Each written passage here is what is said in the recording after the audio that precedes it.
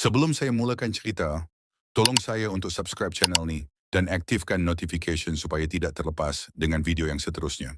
Kisah Persatuan Silat Seni Gayung Fatani. Tahukah Anda, di sebalik keindahan seni silat Melayu, terdapat satu aliran yang bukan sahaja mengekalkan tradisi, malah menyusunnya secara sistematik hingga diiktiraf ke peringkat antarabangsa.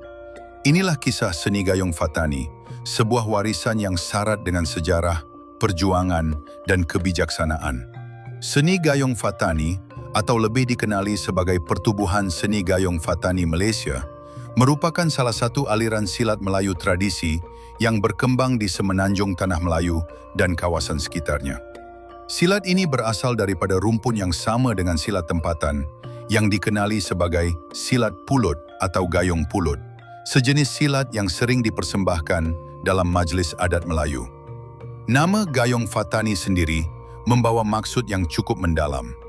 Perkataan gayung merujuk kepada ilmu silat atau ilmu penjurit, manakala Fatani berasal daripada perkataan Arab fatonah yang bermaksud kebijaksanaan. Secara keseluruhannya, gayung Fatani boleh difahami sebagai ilmu silat adalah kebijaksanaanku. Namun, apa yang membezakan gayung Fatani bukan sekadar nama, tetapi sistem pembelajarannya. Pertubuhan ini berjaya mengangkat silat daripada sekadar latihan tradisi di gelanggang bangsal kepada satu kurikulum yang tersusun dan standard. Evolusi ini bermula daripada sistem tradisional, kemudian diperkenalkan kurikulum baru pada tahun 1986, dan seterusnya kurikulum seni silat Malaysia pada tahun 2002 yang diasaskan oleh Tuan Haji Anwar Abdul Wahab. Kurikulum ini kemudiannya disusun semula menjadi kurikulum piawai moden 2002 yang digunakan oleh seluruh gelanggang gayung Fatani hingga hari ini. Dalam sistem ini, pembelajaran silat dibahagikan kepada 7 tajuk utama, iaitu bunga silat, jurus silat, belebat silat, tapak silat, buah silat, tempur seni dan tempur bela diri. Manakala tahap pembelajaran pula dibahagikan kepada 7 peringkat, bermula daripada anak gelanggang, pesilat remaja, pesilat perkasa, pesilat muda, pesilat, pendekar muda, dan akhirnya pendekar. Sistem ini memastikan setiap pesilat melalui proses pembelajaran yang lengkap, daripada asas hingga ke tahap tertinggi. Menariknya, kurikulum ini bukan sahaja menekankan teknik pertahanan diri, tetapi turut mengekalkan elemen tradisi seperti pergendangan silat, gerak asli, serta nilai estetika silat Melayu. Ia merangkumi pelbagai aspek, termasuk silat pulut, silat buah, silat tempur, silat sukan, dan juga silat kerohanian. Sejarah silat ini pula jauh lebih lama daripada yang disangka. Seni bela diri Melayu sebenarnya telah wujud sebelum kedatangan pengaruh luar, dikenali sebagai ilmu hulu balang atau ilmu para jurit.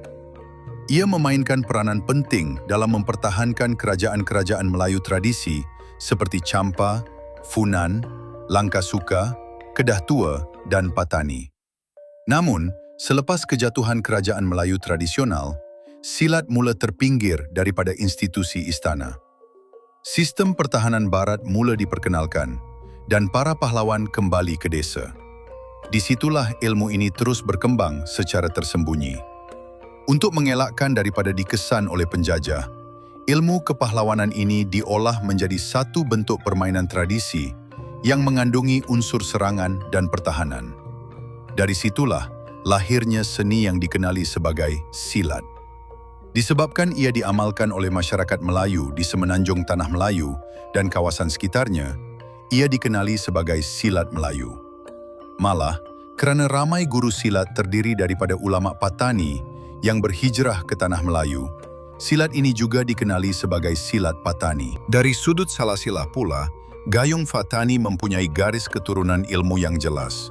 Ia bermula daripada Syekh Abdul Rahman Tahir, yang menurunkan ilmu kepada anaknya, Haji Ramli bin Abdul Rahman, juga dikenali sebagai Tok Yah Ramli. Selain itu, beliau turut mengajar beberapa murid lain, termasuk Tuan Haji Pak Teh Muhammad Ali.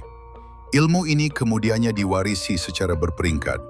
daripada Pak Teh Ali kepada Haji Imam Mansor, kemudian kepada Pak Anda Embong, dan akhirnya kepada Tuan Haji Anwar Abdul Wahab pada tahun 1965.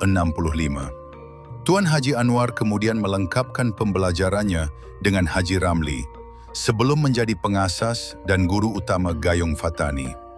Perlu ditegaskan, seni Gayung Fatani tidak sama dengan silat seni Gayung Malaysia. Kedua-duanya mempunyai perbezaan ketara dari segi gerakan, teknik dan pakaian, serta identiti yang tersendiri. Dari segi perkembangan, Gayung Fatani mula didaftarkan secara rasmi pada 14 September 1976 di bawah Akta Pertubuhan. Ia kemudian didaftarkan semula di bawah Akta Pembangunan Sukan 1997. Selepas pemergian Tuan Guru Anwar pada tahun 2009, kepimpinan diteruskan oleh anaknya, Tuan Guru Aminuddin Haji Anwar, yang ditabalkan sebagai guru utama pada tahun 2013. Pada tahun yang sama, pertubuhan ini didaftarkan semula di Jabatan Pendaftaran Pertubuhan Malaysia. Namun begitu, terdapat juga pihak yang menyalahgunakan nombor pendaftaran lama secara tidak sah. Sebagai sebuah organisasi, Gayung Fatani merupakan antara 4 badan pengasas Persekutuan Silat Kebangsaan Malaysia atau PESAKA. Hari ini, ia mempunyai gelanggang di seluruh negara, termasuk Sabah dan Sarawak. Akhir sekali, kurikulum Gayung Fatani turut dijadikan asas dalam pembentukan kurikulum silat kebangsaan pada tahun 2002. Hasil kerjasama antara Kementerian Kebudayaan dan Kementerian Pendidikan Malaysia. Inilah bukti bahawa seni Gayung Fatani bukan sekadar seni bela diri, tetapi satu warisan bangsa yang telah berkembang daripada tradisi kampung menjadi sistem pendidikan silat yang diiktiraf dunia.